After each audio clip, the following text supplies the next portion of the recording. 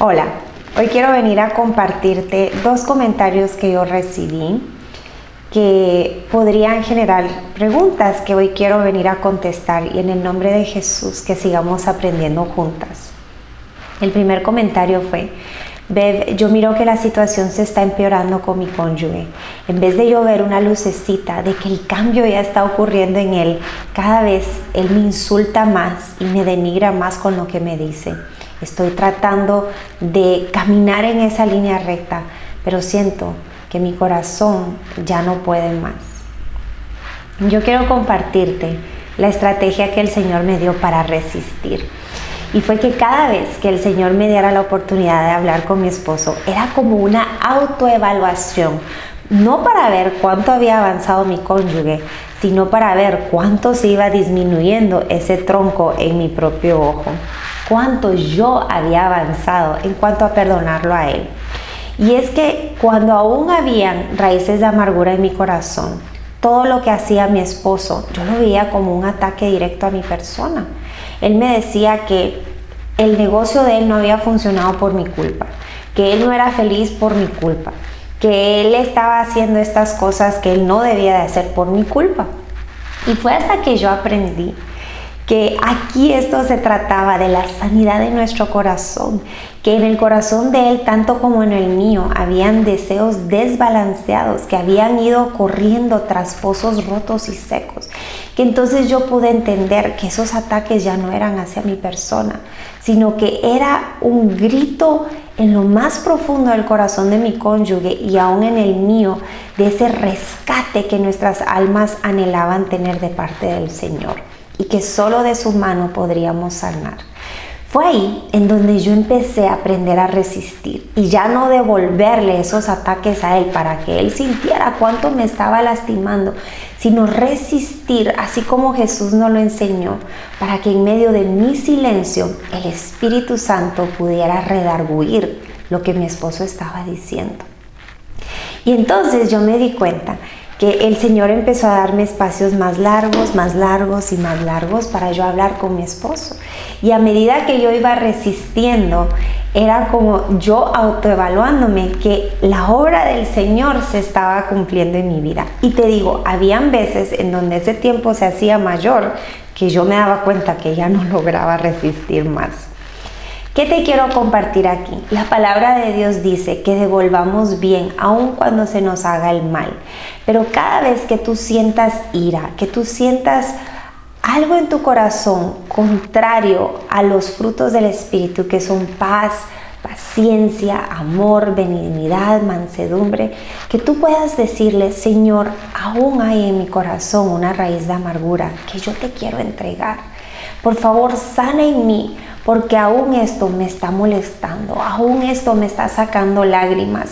Y antes de querer yo ver el cambio en mi cónyuge, yo quiero que tú lo hagas en mí, para entonces yo poder ser inspiración para todos aquellos que aún andan con una venda en sus ojos. El segundo comentario que recibí fue: Bev, siento que ya no quiero la restauración en mi matrimonio.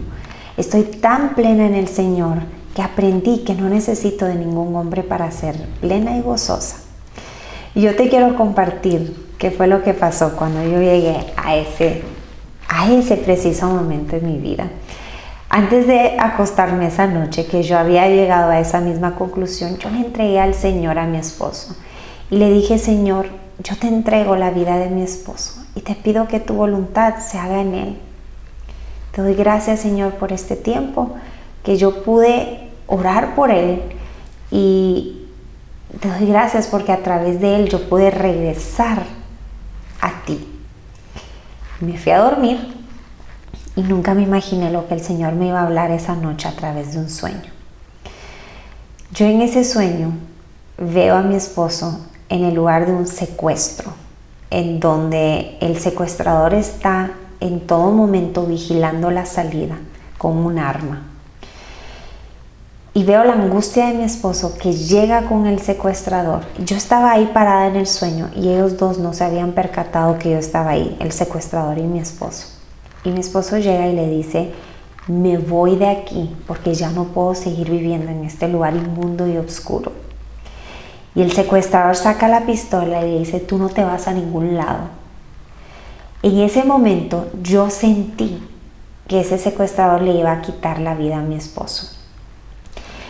Y mi esposo le dice, pues si me vas a matar, mátame, porque yo ya no quiero estar aquí.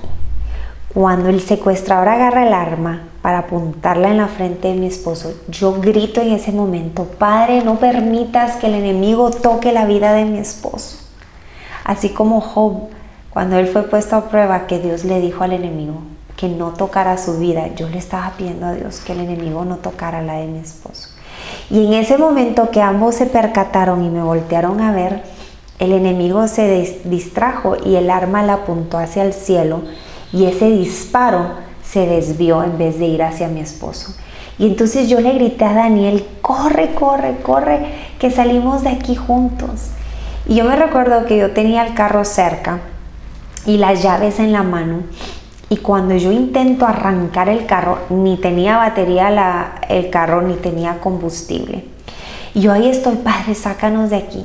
Y yo miro que el enemigo está cobrando fuerzas para empezar a perseguirnos. Y en ese momento, en donde yo pensé que todo estaba por vencido, nuestro carro empieza a avanzar como cuando está en una inclinada, así solito, sin encenderse y sin gasolina. Y Dios nos lleva a un edificio donde hay muchísima gente y nos indica que subamos al tercer nivel. Y en este sueño yo voy con Daniel viendo hacia atrás que el enemigo no venga y que sea distraído. Y llegamos a un cuarto que habían unos sobres en una mesa. Y en esa mesa yo sabía que esos sobres me los había dejado a mí alguien.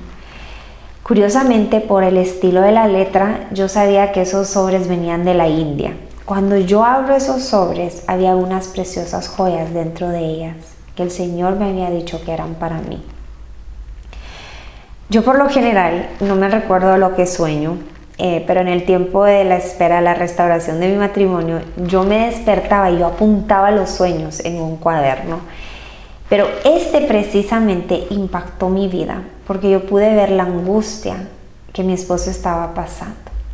Y entonces yo entendí que lejos de un cónyuge quien tenía un propósito en nuestro matrimonio, era un alma que estaba en peligro, un alma que estaba secuestrada y que Dios me había preparado para ese momento, para convertirme en una verdadera intercesora. No una que estuviera pidiendo deseos egoístas para la restauración de su hogar, sino una que se pudiera alinear con el corazón y la voluntad perfecta de mi Padre Celestial. Y esto me lleva a Santiago. Quiero compartirte aquí esta escritura que dice en Santiago 4:3. Piden y no reciben, porque piden con malos propósitos para gastarlo en sus placeres. Yo quería al principio de esta crisis matrimonial, yo quería que Dios me devolviera a mi esposo para demostrarle al mundo entero que Dios me había dado a mí la victoria.